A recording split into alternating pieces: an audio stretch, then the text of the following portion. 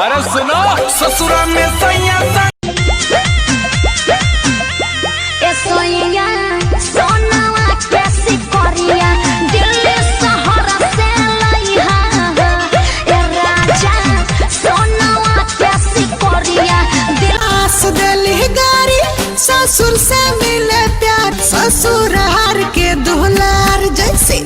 आम के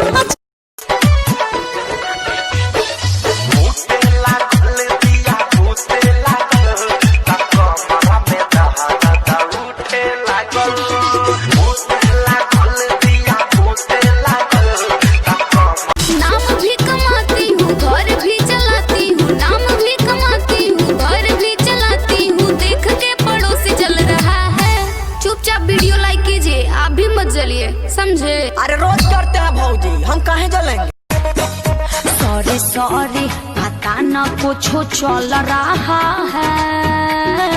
का? सॉरी सॉरी पता न कुछ चल रहा है आजकल लइकन का नंबर बदल कहीं इतना डेरालू तू तो झूठे अगर आलू रानी कहता नहीं बात हम सही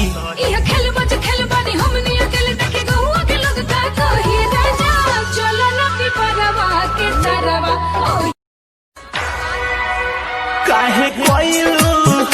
तू मोहब्बत जब करे के रहे बदनाम हो दिल तोड़ के पहले पहले प्यार भइल बा तोहरे से दिलवा लगइने कर तू भरोसा देत नइखे धोखा ए मत बुझी हट गइने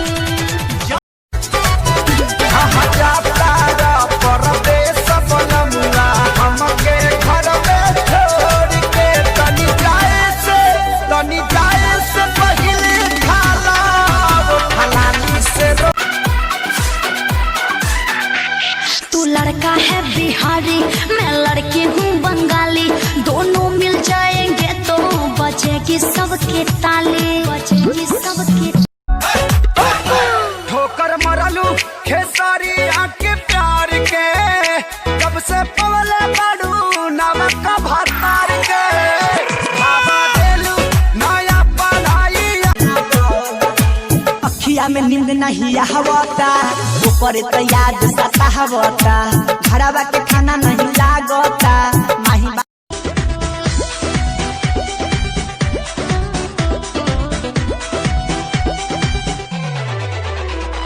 झलकता हमरो जवनिया ए राजा। इसी तरह का वीडियो देखने के लिए आप हमारे चैनल को जरूर सब्सक्राइब कीजिए। धन्यवाद।